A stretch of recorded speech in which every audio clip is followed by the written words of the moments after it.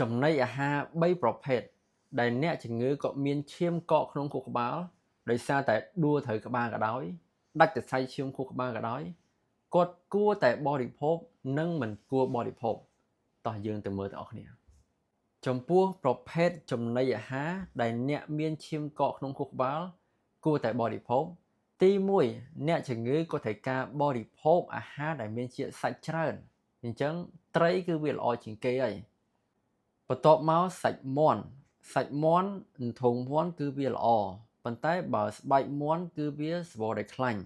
អញ្ចឹងបើសិនបើយើងយកមាន់យកទៅបំពងអញ្ចឹងស្បែកមាន់គឺវាស្រោបខ្លាញ់មកថែមទៀតហើយញ៉ាំស្បែកមាន់ដូចញ៉ាំខ្លាញ់អញ្ចឹងអត់ល្អទេណាបន្ទាប់មកគឺសាច់ជ្រូកគឺវាសម្បូរដោយខ្លាញ់ច្រើនអញ្ចឹងឧទាហរណ៍សាច់ជ្រូក3ជាន់អត់ល្អទេណាអញ្ចឹងចង់ញ៉ាំសាច់ជ្រូកបានយើងជៀរយកខ្លាញ់វាចេញទៅទី2គឺប្រភេទផ្លែឈើអញ្ចឹងផ្លែឈើដែលវាល្អជាងគេគឺ strawberry ណាហើយបន្ទាប់មកគឺផ្លែបឺ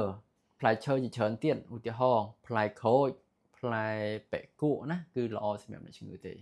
ទី3គឺគ្រាប់ធញ្ញជាតិឬក៏បន្លែអញ្ចឹងគឺវាល្អសម្រាប់អ្នកជំងឺណារីឯចំណីអាហារដែលអ្នកមានឈាមកកក្នុងខួរក្បាលហ្នឹងណាមិនគួរបរិភោគ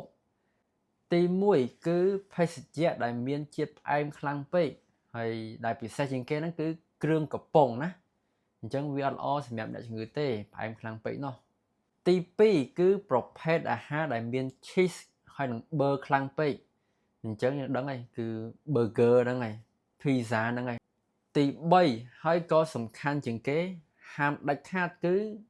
ផឹកស្រាហើយនឹងជក់បារី